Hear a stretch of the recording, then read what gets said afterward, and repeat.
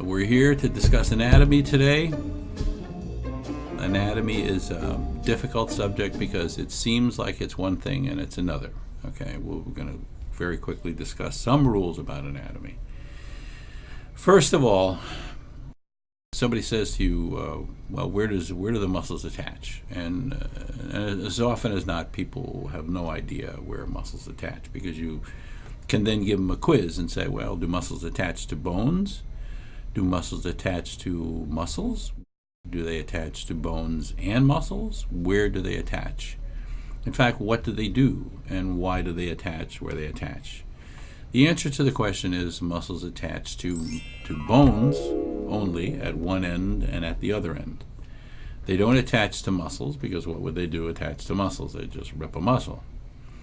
So they attach to bones in such a way that they cause the bones, or the difference between the bones, the forearm and the upper arm, to do that. So you could say, well, okay, so how does it do that? Well, what it does is there's a muscle that goes here, and there's several muscles that go here. There's two bones in your arm attached to your arm, and then attached to this bone up here. And so it pulls the arm together. It's very subtle. But why does the arm go back? In other words, if it pulls it like this, why can I control the arm to go back? Well, the reason I can control the arm to go back is that there's muscles and ligaments back here that attach from back here to that elbow, which is the bone up front. So it allows it to pull it like this. Now, it doesn't allow it to pull it very strong. You have to build up what you call your triceps, okay? In order to do that, you have to build muscles back here to make them strong. Now, what happens in that case, I'm just going to do this. Okay, there we go. So what happens when this arm is pulled by this tricep is that this arm, the tricep here, tightens. You see it tightens right there? All right, and then it loosens to go the other way, and it tightens again. Same thing happens with your calf. Now, you're sitting there drawing somebody, and you're drawing an arm, and you draw an arm like this, but suddenly you put this tightened tricep. Is that right? No, it's not right. Tricep will only tighten when you do that. It doesn't tighten when you do that. So if you study anatomy, you can't study anatomy from the point of view of where are the muscles. It's good to know where the muscles are, and we've talked about that already. But a muscle tightened and a muscle loosened, a muscle stretched, a muscle tightened, a muscle tensed and a muscle not tensed are many different things. And you have to understand them, you have to be able to do them, you have to be able to draw them in the different positions. Why? Well, and it's important to understand this. They never look the same in every position, and therefore the anatomy changes. So if you just take an anatomical drawing of muscles and you move your body around and you don't take into account the muscles that are attached and what they're doing when they're doing what they're doing, then you'll get it wrong. Now, it's okay to get it wrong if that's what you want, but there's artists out there, good artists, who as soon as you do it wrong, they will see it. They will say, well, this guy doesn't know anatomy. He doesn't know anatomy doesn't mean he doesn't know where the muscles are. It means he doesn't know how the muscles work. And that's what you have to understand.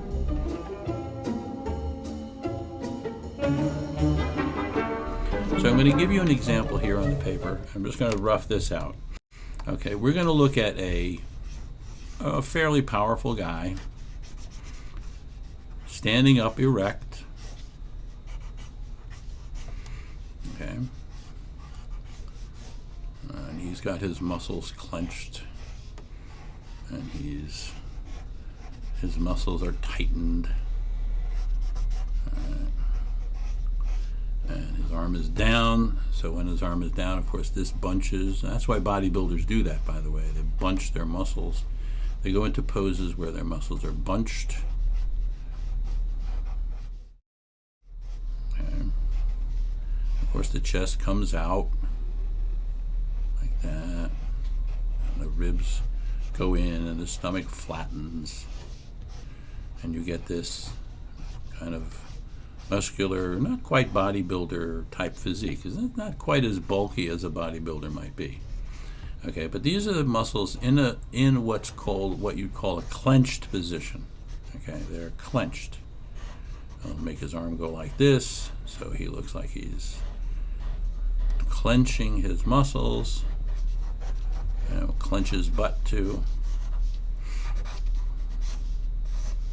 Okay. Now, we know what this feels like when you do this. It's like standing at attention, being very, very strong and very powerful. So we understand this. So we need to know what happens to the body when it relaxes, because the body doesn't walk around like that. It just never does. Maybe some bodybuilder who's trying to impress somebody in a gym, maybe walks around like that, but that's really just a bodybuilder trying to impress somebody. Now, a normal person that walks looks like this. Or a normal way of walking with the same body, nothing wrong with the body, okay, it's perfectly fine. Okay, the head goes a little bit more forward instead of back. Okay, it's a little bit more forward. The chest cavity, okay, that was over here sticking out like that, okay, suddenly becomes a little bit more relaxed, like that. And the shoulder and the arm relaxes a little bit more like that, okay. And the stomach muscles flatten out nicely, like that, okay. And then the arm is now, you notice the arm, same arm, not real difference. The back is just a little bit more relaxed. Relaxes, okay. Of course, it doesn't have to do that silly thing with his hand, so he can go like that, okay. Same guy, only his muscles aren't clenched, okay. This is relaxed, this is relaxed, this is relaxed, the stomach is relaxed, like that. The butt still sticks out a little bit, okay, because it's, it's a guy. Gonna get a little clenching there, okay. Now, we're going to look at this again one more time, and we're going to see what he's like when he slumps, when he's very tired, okay? And so he starts depending on his anatomy to support him, and his same anatomy starts to work a slightly different way. His head maybe hangs down a little bit. His head juts forward a little bit, like that. The back goes out a little bit, like that. His shoulders slump forward, like that. Chest seems to drive in. Still same chest as we have over here. Okay, and still have the same muscles. Okay. He's now slumped, and so his stomach muscles come out beyond his chest. Right? And his arm hangs forward.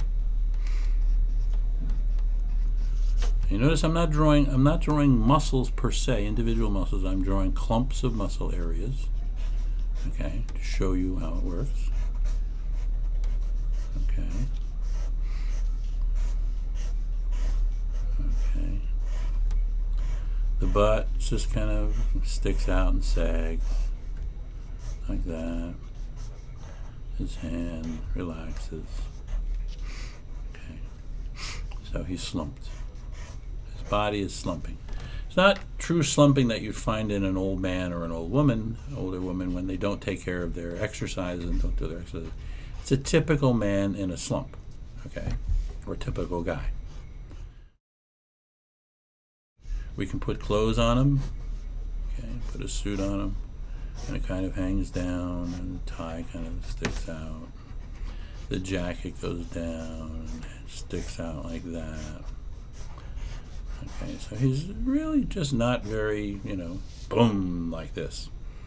So now, all of these things are caused by muscles doing the various things that have nothing to do with showing superhero anatomy. They have to do with normal muscles working in a normal way, and it still is a very, very dramatically powerful guy, but he's going through these different positions. So for you to understand all of this, you really have to find reference that shows these various things. You don't want to have a clenched arm getting into this position because it'll look silly as hell. You have to learn to draw these things. Same thing, and the same thing is true with faces, okay?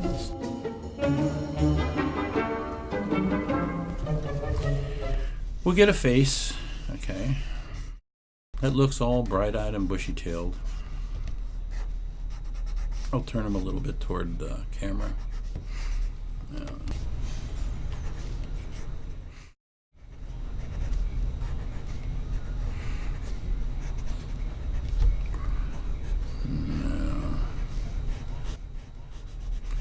Fairly young man, just a nice position, nothing dramatic.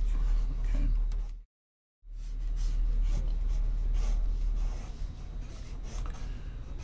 Now people will say, well, how do you turn a young man into an older man and to make him look a little bit more bedraggled? Well, things happen as people get older.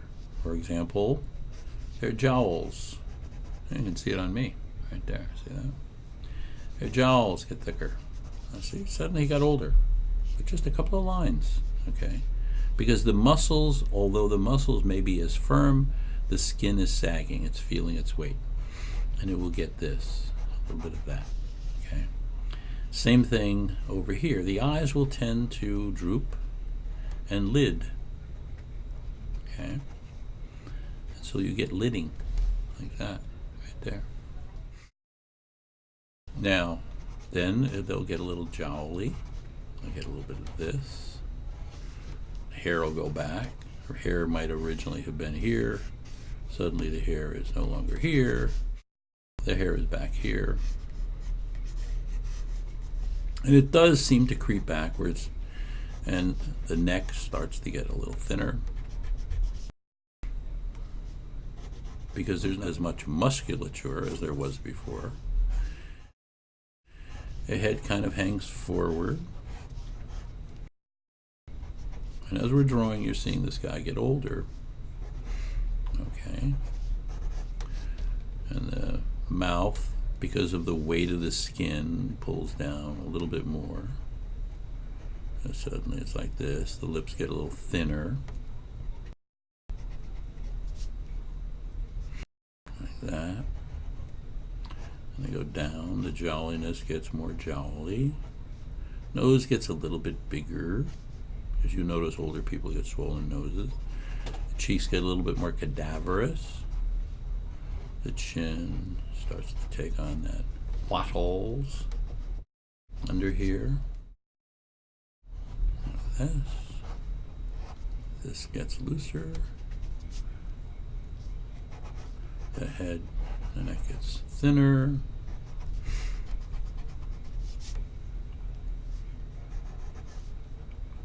Like that. Shoulders droop. Hair goes back. And you get this little chunk here. Okay. Or to put it another way, okay. An older man isn't a younger man with extra skin on him. An older man is a person whose anatomy changes, and you have to know what the changes are. Bags under his eyes, wrinkles.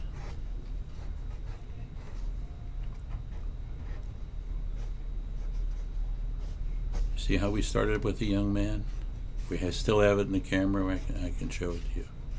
Suddenly, it's an old man. Just by moving the skin down, the anatomy is not able to hold onto the skin quite so hard. The weight of the skin hangs down. The mouth moves down. The chins move down. The wattles form. It's an old man. Going from a young man under this pencil to an old man while you watched, okay?